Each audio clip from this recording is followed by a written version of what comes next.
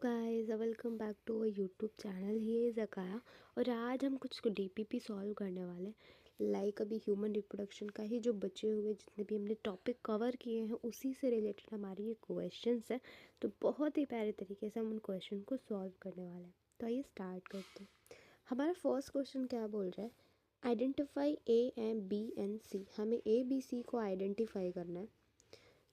तो C is तो NCERT के डायग्राम से बिल्कुल दिया गया है। एनसीईआरटी के डायग्राम से, diagram is literally more important क्योंकि इससे क्वेश्चंस आते हैं। सी हमारा आ जाता है yolk sac. It's a yolk sac. ये हमारा प्लग है, ठीक है, प्लग है। ये हमारा अम्बिलिकल कॉर्ड है, अम्बिलिकल कॉर्ड है। And A is placental villi. तो आइए देखते हैं। सी हमारा यॉक सैक है, यॉक सैक। तो ये सर गलत होता है, यॉक सैक सही है, यॉक सैक सही है। तो हमने बी को सबसे पहले छाट दिया गाइस, तो बी को सबसे पहले अलग कर दो। फिर अब हम देखने वाले हैं पहला क्या है। अब हमें क्या देखना है, डी। डी हमारा प्लग है, डी अम्बिलिकल कॉर्ड। तो अम्बिलिकल कॉर्ड तो बिल्कुल नहीं है, इसको भी हमने काट दिया। अब दो ऑप्शन में से हमें छाटना है, तो हम और आगे चलेंगे। क्या लिखा है, ए हमारा प्लेसेंटल विलाई है, हाँ ए बिल्कुल सही है। एंड बी हमारा अम्बिलिकल कॉर्ड है। तो हमें जो राइट आंसर है वो मिल गया। इट्स अ फर्स्ट, क्या है, इट्स अ फर्स्ट ऑप्शन। ठीक है, ऐसे आप एलिमिनेट करके आंसर निकाल सकते हो। Identify the incorrect statement with respect to the placenta. Placenta के लिए इनकरेक्ट स्टेटमेंट देखना है। Formation by indigitation of chronic villi and uterine. तो ये तो सही है guys.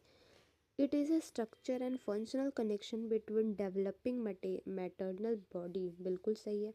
Placenta act as a exocrine gland. कैसे, ये एक्सोक्राइन नहीं एंडोक्राइन ग्लैंड की तरह एक्ट करता है, क्योंकि कुछ हार्मोन को रिलीज़ करवाता है, जैसे कि HCG, HPL एंड रिलैक्सिन। कब रिलीज़ होती है, only during pregnancy, only during pregnancy. सिर्फ प्रेगनेंसी के टाइम पे ये हार्मोन रिलीज़ किए जाते हैं, ठीक है। तो ये हमारा सही ऑप्शन क्या मिल जाता है, ऑप्शन नंबर थर्ड। फिर क्या बोल रहा है, थर्ड हमारा क्वेश्चन है, the temporarily endocrine tissue in human female only during pregnancy, placenta. अभी तो थर्ड सेकेंड क्वेश्चन से इसका आंसर आप आसानी से निकाल सकते हो। In the event of pregnancy the corpus luteum persist under the influence of, किसके इन्फ्लुएंस में हमारा कॉर्पस ल्यूटियम मेंटेन रहता है, बताइए बताइए। फर्स्ट है ल्यूटिनाइजिंग हार्मोन, सेकेंड है फॉलिकुलर स्टिमुलेटिंग हार्मोन, थर्ड है कोरियोनिक गोनाडोट्रोपिन एंड डी हमारा है प्रोजेस्ट्रोजन। क्या है, सो डी हमारा क्या है, प्रोजेस्ट्रोजन। आई थिंक देखो LH जो है ना ल्यूटिनाइजिंग हार्मोन है। मेनली ये क्या करता है, हमें सर्ज लेवल पर लेके जाता है, जिसके थ्रू क्या होता है, ओव्यूलेशन होता है। FSH क्या करता है, फॉलिकुलर्स के डेवलपमेंट में इसका रोल होता है, जब अंदर से जो क्या कहते हैं एंट्रम का ग्रोथ होता है, तो ये हमारा क्या होता है, फॉलिकुलर डेवलपमेंट में इसका रोल होता है। तीसरा हमारे पास है प्रोजेस्ट्रोजन। प्रोजेस्ट्रोजन हमारा तब पीक लेवल पे होता है जब कॉर्पस ल्यूटियम निकलता है, तो ये कॉर्पस ल्यूटियम खुद ही रिलीज़ कर रहा होता है। तो ये कैसे हो सकता है कि कॉर्पस ल्यूटियम प्रोजेस्ट्रोजन की वजह से मेंटेन रहता है। तो इसका सही ऑप्शन क्या होगा, ऑप्शन नंबर सी। अब हमें फिल इन द ब्लैंक्स दिया गया है। ज़ाइगोट डिवाइड टू फॉर्म, क्या करता है, ज़ाइगोट किस फॉर्म में होता है, क्या लिखा है, हम थोड़ा थोड़ा देखते हैं जो भी समझ में आता है। Inner cell must contain certain cell, जिसको स्टेम सेल्स कहते हैं। क्या कहते हैं, लिखते हैं, जिसको स्टेम सेल्स कहते हैं। तो थर्ड में देख लेते हैं स्टेम सेल कहाँ लिखा हुआ है। थर्ड यानी कि 3 वाला, 3 वाले में ट्रोपोब्लास्ट है तो ये तो गलत हो गया। थर्ड वाले में स्टेम सेल है गाइस। हम फर्स्ट पहले रेड मार्क लगा लेते हैं कि हम इसको नहीं देखना हमें। एंड कुछ ऑप्शन इधर भी दे गए हैं तो थर्ड में स्टेम सेल है, स्टेम सेल है तो या इसको भी देखेंगे अभी। फिर देखते हैं क्या लिखा है। By the end of most of the major organ systems are form, example limbs, external genital, by the second trimester. Second trimester के एंड में, by the end of first trimester, तो गाइज ये हमारा गलत हो जाता है, इस पर भी रेड लगा देते हैं। Bye the end of second trimester, यहाँ पे सेकेंड दिया है, यहाँ फर्स्ट ही दिया है, तो सही ऑप्शन क्या होना चाहिए, ये होना चाहिए। तो हम और आगे मिलाते हैं, ठीक है। क्या लिखा है, immediately after implantation differentiate into outer layer called ectoderm and inner cell wall called the endoderm. तो इम्प्लांटेशन के बाद जो इनर मास सेल होता है, अंदर का सेल ही तो स्टेम सेल्स में डेवलप्ड होता है। स्टेम सेल बनाता है एंड स्टेम सेल्स के बाद इसी के पास, मतलब यही तो इनर सेल मास है, इनर सेल मास इसी को कहते हैं। तो सही है, ठीक है। तो इस पांचवे का आंसर तो इनर सेल मास है, ठीक है। आइए देखते हैं सही क्या है। तो पांचवे का आंसर इनर सेल मास ही है। Blastocyst umbilical cord stem cell second trimester. Blastocyst एक बार देख लेते हैं क्या लिखा था। Zygote divide to form a blastocyst which is implant to the uterus. अब बिल्कुल सही है, इससे तो हमारा बिल्कुल आंसर सही मिल जाता है कि हमारा जो आंसर होगा, सही आंसर होगा हमारा आंसर नंबर सी। क्या होगा, आंसर नंबर सी, ठीक है। आइए क्वेश्चन नंबर 6 देखते हैं। Most of the major organ systems are form fetus. Second trimester के एंड में बन जाता है गाइस, तो ये हमारा सही है, क्योंकि फिफ्थ वाले में आपने देखा ही था, ऐसा एक फिल्म ब्लैंक्स आया था। ड्यूरिंग एम्ब्रियोनिक डेवलपमेंट जो हार्ट बीट होती है हमें कब सुनाई देती है, बेगिन कब हो जाती है, हमारा फर्स्ट मंथ में ही क्या होता है, हार्ट बीट हमें सुनाई देती है। क्वेश्चन नंबर 8 है, the first moment of fetus and appearance of hair on the head. ठीक है, तो ये हमारा फिफ्थ मंथ में ऐसा होता है, तो फिफ्थ मंथ का ऑप्शन लगा देते हैं। फिल इन द ब्लैंक्स फिर से वापस से।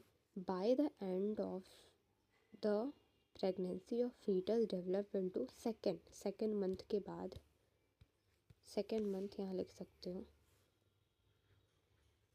Guys, second month. By the end of the body is covered with fine hair and eyelid separate. ये हमारा सेकेंड ट्राइमेस्टर के बाद होता है, second trimester. After pregnancy embryo heart 1 month. तो तीसरे में तो फर्स्ट मंथ होना चाहिए, तो फर्स्ट मंथ तो एक ही ऑप्शन आ जाता है, तो ये हमारे पास राइट आंसर हो जाता है। रेड पेन से कर दिया गाइस।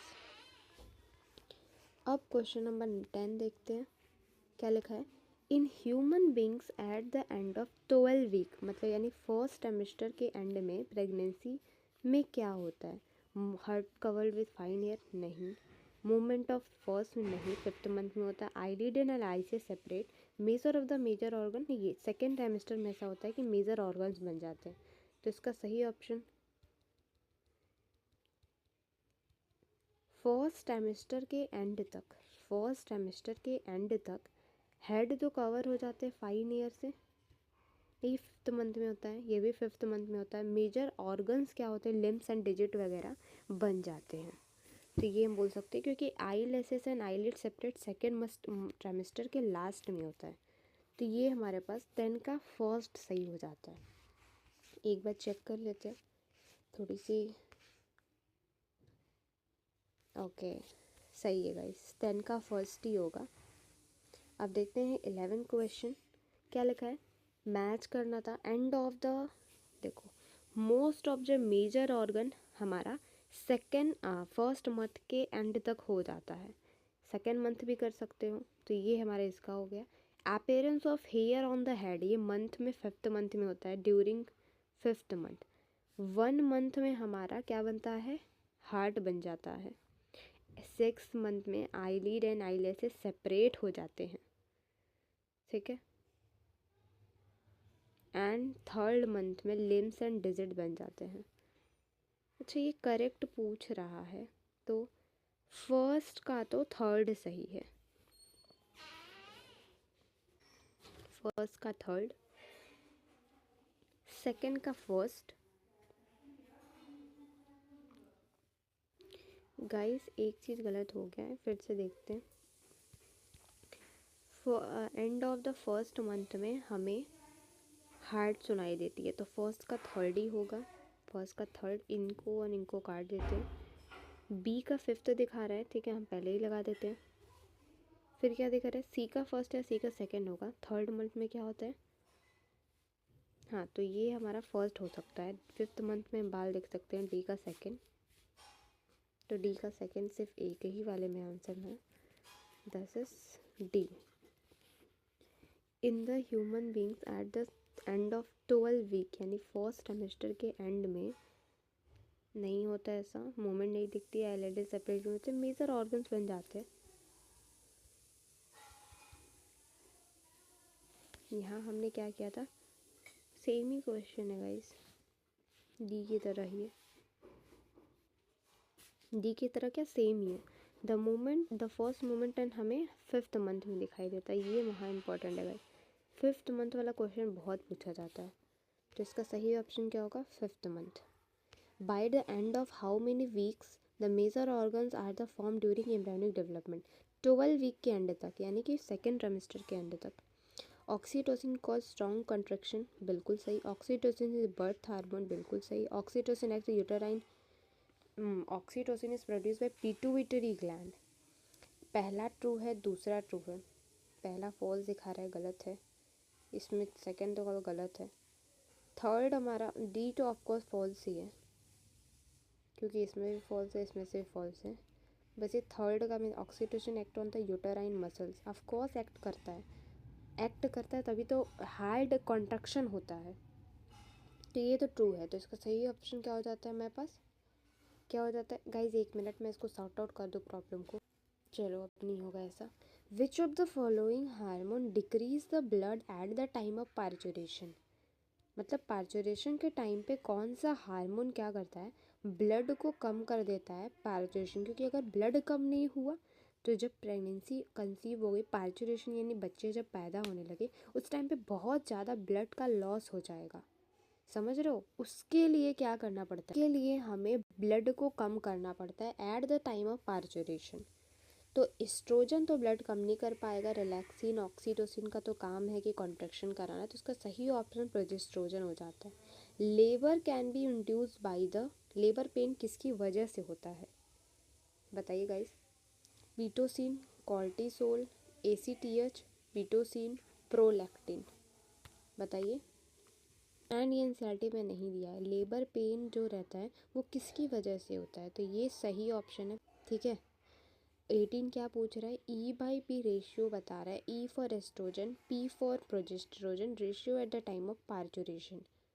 ऑफकोर्स पार्चुरेशन के टाइम पे दोनों का रेशियो ही बढ़ जाता है।